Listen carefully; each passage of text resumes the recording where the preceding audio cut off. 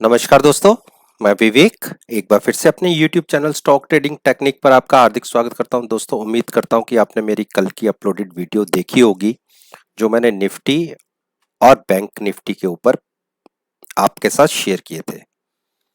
अगर किसी ने नए वो वीडियो नहीं देखी तो नीचे डिस्क्रिप्शन बॉक्स में लिंक है, आप उस लिंक के माध्यम से उस वीडियो को मेरी आज के रिजल्ट के साथ कंपेयर कर सकते हैं। तो चलिए, कल के लिए फिर से इनमें क्या पॉसिबिलिटीज बनती है, चलिए एक बार उसको डिस्कस करते हैं। निफ्टी 50 ने देखिए, मैंने जो एक कई दिनों से एक ऊपर की रेजिस्टेंस मार्क की हुई थी, जिसको ब्रेक करके कल के सेशन में निफ्टी नीचे आया था। आज उसी रेजिस्टेंस को क्रॉस करने में से तकलीफ हुई। ये मैंने अपनी कल की वीडियो में भी बोला था कि अगर क्लोजिंग बेसिस पे निफ्टी 11,545 क्रॉस करके ऊपर क्लोजिंग दे देती है तो फिर से इसमें एक बुल स्ट्रेंथ देखने को मिल जाएगी, लेकिन ऊपर की क्लोजिंग नहीं देखने को मिली। 590 के आसपास से फिर रिजेक्शन मिली और क्लोजिंग आई 11,527 के आसपास। हमारी उम्मीद थी कि 11,550 से ऊपर आए, लेकिन चलिए कोई बात नहीं, लेकिन अच्छी क्लोजिंग आई है। और नीचे का जो एक क्रूशल स्पॉट था, देखिए कल भी 11,360 से वापस हो गई थी और आज भी देखिए लो वही लगा 11,370 का, जो मेरी एक ये नीचे की सपोर्ट है, जो मैंने कहा था अगर निफ्टी इसको ब्रेक करती है तो वीक हो जाएगी। इन दोनों दिनों में इस सपोर्ट को निफ्टी ने होल्ड किया। अब कल के लिए क्या पॉसिबिलिटीज निकलती है? कल के लिए वही सिनेरियो निकलता है कि अगर कल की ओपनिंग हमारी जो ऊपर की रेजिस्टेंस है 11,550 उसके ऊपर आती है और हम कंटिन्यूस उसके ऊपर ही ट्रेड करना शुरू करते हैं, तो आप नजर रखिएगा 11,590 की। अगर 11,590 हम ब्रेक कर देते हैं ऊपर की तरफ, तो आप 30 रुपए का स्टॉप लॉस लगा के बाइंग में बैठिए। एक अप मूव 11,670 के आसपास तक को देखने को मिल सकती है। तो ये तो हुए ऊपर के टारगेट। अब बेरिश व्यू हमें कब जनरेट करना है? बेरिश व्यू हमें तब जनरेट करना है जब प्राइस 11,345 ब्रेक कर दे, नीचे ट्रेड होना शुरू हो। तो कल तक जो मैं कह रहा था कि नीचे की सपोर्ट 11,330 के आसपास दिखती है, आज के दिन के हिसाब से वो 11,345 है। तो 11,345 के नीचे हम अपना व्यू बेरिश तरफ डाइवर्ट कर देंगे और 20 रुपए और देखेंगे नीचे। अगर प्राइस 11,330 भी ब्रेक कर देता है तो आप 20 रुपए का स्टॉप लॉस लगा के शॉर्ट में बैठ सकते हैं। उस केस में हम नीचे तकरीबन 300 पॉइंट का और फॉल देख सकते हैं 11,150 तक। शुरू में तो हम ये कह सकते हैं कि 200 पॉइंट का फॉल होगा। चलिए मैं उसको भी मार्क कर देता हूं। तो मैंने आपसे दोनों तरफ की बात कर ली है।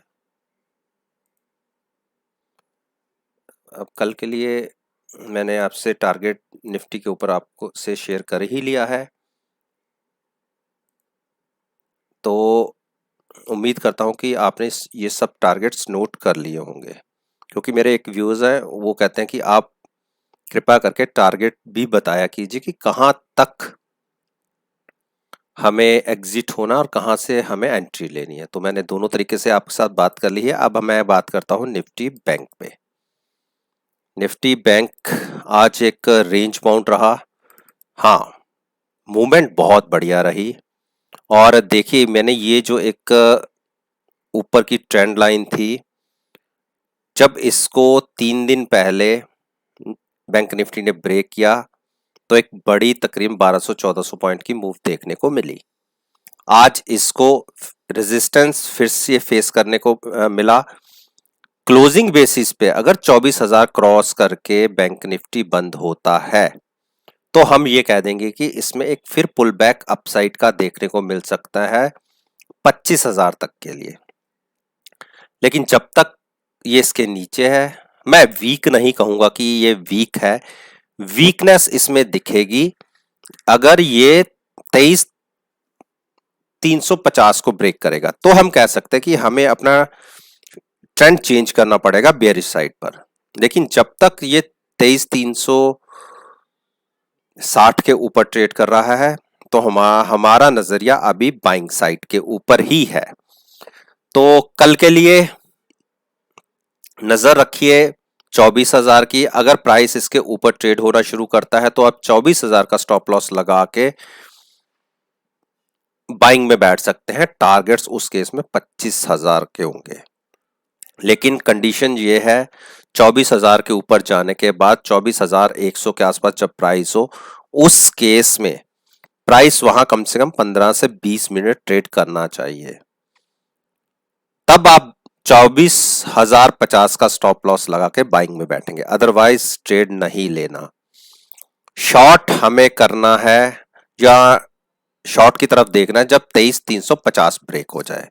और यहां से देखिए 2 बार बैंक निफ्टी वापस हुआ है इस सपोर्ट को टच करता हुआ, तो एक स्ट्रॉन्ग सपोर्ट है, ब्रेक करना मुश्किल है। लेकिन इंटरनेशनली अगर कोई बैड न्यूज आ जाती है तो हो सकता है हम उसको रिएक्ट करें, लेकिन फिलहाल के लिए हमें नजर रखनी है 23,440 के ऊपर।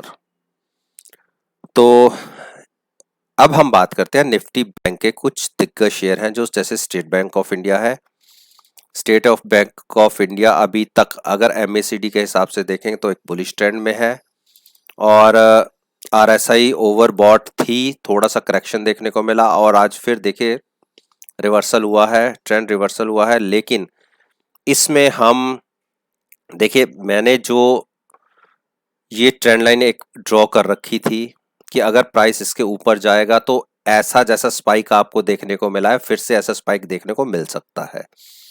लेकिन आज फिर इसने जो क्लोजिंग दी है बिल्कुल हाई के आसपास दी है, 219 के आसपास। तो मोस्ट प्रोबेबली कल की ओपनिंग अगर सब कुछ ठीक रहता है तो 220 के ऊपर ओपन होने के बाद अगर प्राइस 220 के ऊपर ही मूव करता रहता है तो यहां से एक बड़ा स्पाइक आपको इसमें देखने को मिलेगा। जो पहला टारगेट होगा 225 का और उसके बाद 230 का। लेकिन थोड़ी देर के लिए, कम से कम ये मान के चलिए आधा घंटा प्राइस 220 के ऊपर ट्रेड करना चाहिए, तो उस केस में आप केवल 220 का स्टॉप लॉस लगा के बाइंग में बैठ सकते हैं। शॉर्ट 211 से पहले नहीं सोचना। देखिए कल के दिन में भी 211 का लो लगा के प्राइस वापस टर्न हुआ, आज के दिन में भी 211 का प्राइस छुआ और प्राइस ऊपर गया, यानी 210 और 11 एक स्ट्रॉन्ग सपोर्ट है। अगर ये ब्रेक होती है तो हम ये कहेंगे कि एसबीआई में एक बेयरिश ट्रेंड कंटिन्यू हुआ है। लेकिन जब तक 210 के ऊपर है तब तक हम इसको शॉर्ट करने की नहीं सोचेंगे। 210 ब्रेक करने के बाद प्राइस 204 और 203 तक मूव कर सकता है। 203 इसके लिए एक अच्छी बड़ी सपोर्ट है। अब हम बात कर लेते हैं एक्सिस बैंक। एक्सिस बैंक ने आज एक बेयरिश ट्रेंड कंटिन्यू रखा है, लेकिन एक देखिए इसने आज की जो कैंडल जनरेट की है, जो मैंने ये एक सपोर्ट भी है और रेजिस्टेंस भी है। जब इसने नीचे से क्रॉस किया तो इसको ये रेजिस्टेंस फेस हो रही थी, जिसको क्रॉस करने में बहुत तकलीफ दिख रही थी। लेकिन जैसे ही इसने, आप ये देखिए 483 को क्रॉस किया था, 2 दिन के अंदर ही मूव आपको देखने को मिली 533 की, यानी 50 पॉइंट्स की एक अपसाइड की मूव केवल 2 दिन में देखने को मिली।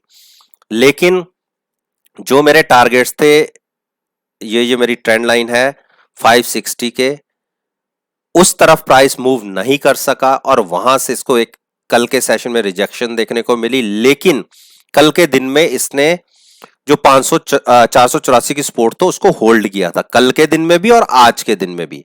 देखिए प्राइस उसके ऊपर ही क्लोज हुआ है, लेकिन 2 बेयरिश कैंडल एक के बाद एक अगर इस तरीके का कोई ट्रेंड जनरेट होता है, जैसे यहां पे हुआ था 1 2 3 बेरिश कैंडल, उसके बाद इसने यहां पे अपनी ट्रेंड लाइन पे सपोर्ट लिया, कायदे से ये ट्रेंड आप 2 दिन की कैंडल को आप रिवर्सल नहीं कह सकते, उसके बाद का ट्रेंड देखिए नीचे तक गया। इसी तरीके से हो सकता है कि कल के दिन में एक आपको ग्रीन कैंडल देखने को मिल जाए, लेकिन किसी कारणवश प्राइस अगर 475 तोड़ गया नीचे की तरफ, 400 आप 72 मान के चलिए, अगर ब्रेक हो जाता है तो एक बेरिश ट्रेंड कंटिन्यू होगा। इसको सपोर्ट मिलेगी 463 के ऊपर, 450 एक सपोर्ट जोन्स होंगे जिस जहां पर प्राइस सपोर्ट ले सकता है। लेकिन जब तक ये 483 के ऊपर बना हुआ है तब तक हम शॉर्ट नहीं करेंगे। किसी को अगर बाइंग में बैठना है तो कल की ओपनिंग का वेट कीजिए। प्राइस अगर ये मानिए 490 के आसपास ओपन होता है, 490 के आसपास या 92 के आसपास ओपन होता है और उसके ऊपर कंटिन्यूस ट्रेड करना शुरू करता है, तो आप 94 जब प्राइस हो तो आप 92 का स्टॉप लॉस लगा के बाइंग में बैठ सकते हैं। शॉर्ट के लिए मैंने बता दिया 483 ब्रेक करने के बाद ही हमें शॉर्ट साइड का व्यू जनरेट करना है। अब हम बात करते हैं इंडस बैंक। इंडस बैंक ने आज एक बेरिश कैंडल जनरेट की, कल भी बेरिश कैंडल जनरेट की थी। देखिए कल इसने अपनी नीचे की सपोर्ट को ब्रेक करके नीचे की क्लोजिंग दी और आज की क्लोजिंग भी कल की क्लोजिंग के बिल्कुल ऊपर ही आई है, लेकिन लो इसने 590 का लगाया, वहां से एक रिवर्सल देखने को मिला और तकरीबन 40 पॉइंट ऊपर क्लोजिंग दी। देखिए जो नीचे की एक सपोर्ट थी 578, उसको इसने नीचे की तरफ ब्रेक नहीं किया और जो इसकी 9 दिन की मूविंग एवरेज थी वहां से इसने एक रिवर्सल लिया। अब जब तक ये प्राइस 670 और 580 के बीच में है, यहां ये कंसोलिडेट करेगा, कभी ऊपर जाएगा या कभी नीचे जाएगा। बेरिश ट्रेंड इसमें 575 ब्रेक करने के बाद ये कह सकते हैं कि अच्छा ट्रेंड रिवर्सल होगा बेरिश साइड के ऊपर। तब जब तक इसके ऊपर है तब तक मूव्स अप डाउन के हो सकते हैं, लेकिन ट्रेंड रिवर्सल नहीं होगा। और अगर बाइंग साइड पर किसी को अपना व्यू जनरेट करना है तो 670 के ऊपर की क्लोजिंग आने के बाद ही आप बाइंग साइड पर कोई व्यू जनरेट कीजिएगा, उसके बीच में कोई फायदा नहीं है। मूवमेंट्स ऊपर नीचे की होंगी लेकिन पैसा नहीं बन पाएगा। तो मैंने इसमें भी आपके साथ बात कर ली। अब हम बात कर लेते हैं कोटक बैंक। कोटक महिंद्रा बैंक ने, अगर मैं एमएसीडी के अकॉर्डिंगली आपको दिखाऊं तो अभी तक बुलिश ट्रेंड कंटिन्यू है। आरएसआई ओवर बॉट पोजीशन से थोड़ी करेक्ट होके ठीक से जोन में आ गई है। और अगर हम बात करें आज की प्राइस मूवमेंट की, देखिए मैं इस प्राइस को आगे कंटिन्यू कर देता हूं।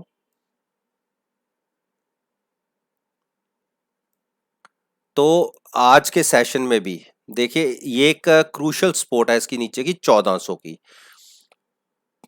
जैसे ही यहां से देखिए इसने 1400 क्रॉस किया था 4 दिन पहले, उसके बाद की मूव देखिए 1500 के आसपास की मूव देखने को मिली। लेकिन पिछले 4 दिन से या पिछले 2 दिन से आप ये मान लीजिए कि एक ट्रेंड नेगेटिव हुआ। जैसे मार्केट गिरी तो इसने भी रिएक्ट किया और एक बार तो नीचे का 1375 का लो लगाने के बाद क्लोजिंग कल के दिन में 1400 आई थी और आज के दिन में भी इसने अपनी नीचे की सपोर्ट को फिर होल्ड किया और क्लोजिंग 1400 से ऊपर की आई और अपसाइड की क्लोजिंग कह सकते हैं 1430 के आसपास। अब कल के लिए 1410 के प्राइस पे नजर रखनी होगी। अगर 1410 का प्राइस नीचे की तरफ ब्रेक करता है तो 1400 के ऊपर इसको एक्सपोर्ट मिलेगी। अगर वो भी ब्रेक हो जाता है तो 1380 के टारगेट्स आपको इजीली देखने को मिल जाएंगे। लेकिन अगर ओपनिंग कल की 1435-40 के आसपास होती है और कंटिन्यूस ट्रेड करना शुरू करता है तो आप 1430 का स्टॉप लॉस लगा के बाइंग में बैठिए, फिर से 1475 के टारगेट्स आपको देखने को मिल सकते हैं। HDFC बैंक, HDFC बैंक ने आज एक हम ये कह सकते हैं कि ठीक सी मूवमेंट रही। इसने कोई ऐसा रिएक्शन दिया नहीं कि अपसाइड या डाउनसाइड ज़्यादा। और अगर आप देखें तो हाई से एक बार काफ़ी नीचे गया 1100 तक, लेकिन क्लोजिंग फिर अपसाइड के ऊपर ही आई तकरीबन 1123-24 की। आप ये मान के चलिए 1105 या 10 की एक क्रूशल सपोर्ट है HDFC बैंक की। किसी कारणवश अगर ये ब्रेक होता है तो उस केस में आपको नीचे के टारगेट्स 1090 और 1065 के देखने को मिलेंगे। जब तक 1110 के ऊपर है शॉर्ट मत कीजिएगा। और अगर बाइंग में भी बैठना है तो कल के दिन की ओपनिंग 1135 के ऊपर अगर आती है और कंटिन्यूस सस्टेन करना शुरू करता है तो आप मात्र 5 रुपए का स्टॉप लॉस लगा के बाइंग में बैठिए। ऊपर के टारगेट 1170 के इजीली देखने को मिलेंगे। मैं देखिए यहां से जब इसको क्रॉसओवर हुआ मैं 1050 से 1075 के रेंज बताता था। जब उसने क्रॉसओवर दिया तो उसके बाद की जो ये 100 पॉइंट की रैली है बिल्कुल बढ़िया तरीके से देखने को मिली। हाँ, थोड़ा सा करेक्शन तो इतनी बड़ी रैली के बाद दिखता भी है। अब हम बात करते हैं HDFC की।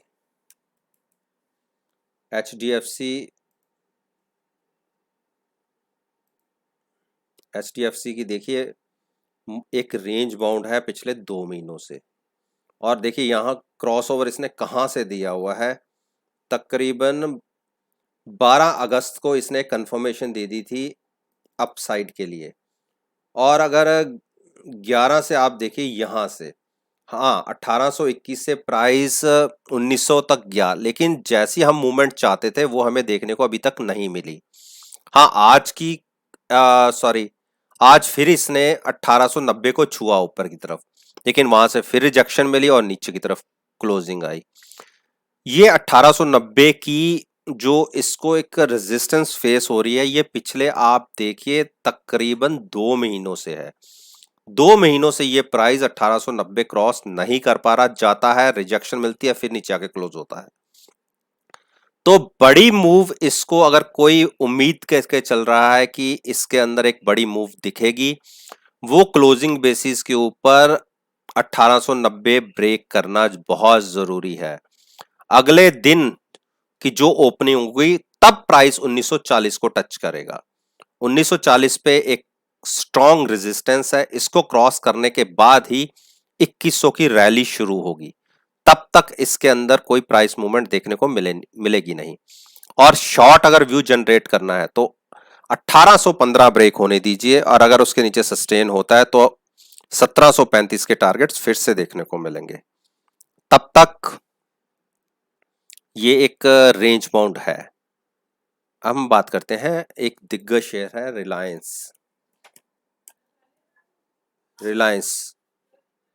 तो रिलायंस के अंदर कैसी मूवमेंट आज देखने को मिले, एक डोजी पैटर्न क्रिएट हुआ है। देखिए एक डोजी पैटर्न क्रिएट हुआ है और एक बेरिश कैंडल थी। 3-4 दिन से लगातार बेरिश कैंडल क्रिएट हो रही है। देखिए एक कल की कैंडल देखिए और आज की कैंडल फिर रेडिश कैंडल ही है, वो भी डोजी पैटर्न के हिसाब से, लेकिन क्लोजिंग बड़े क्रूशियल लेवल पे आई है 2090। किसी कारणवश कल हम फिर अगर इसके नीचे ओपन होते हैं 2060 के आसपास और कंटिन्यूस नीचे ट्रेड करते हैं तो आपको टारगेट नीचे की तरफ 2000 के देखने को मिलेंगे। लेकिन रिलायंस एक ऐसा स्टॉक है अपनी सपोर्ट को बार बार होल्ड करते हुए वापस मुड़ जाता है। मैं आपकी इसकी सपोर्ट बताता हूं कि कितनी बार ये यहां से देखिए यहां से वापस हो गया। तो मैं इसको मार्क ही कर देता हूं कि अगर ये ब्रेक होता है तो आप ये मानिए कि अच्छी बड़ी नेगेटिव ट्रेंड रिलायंस के अंदर शुरू होगा।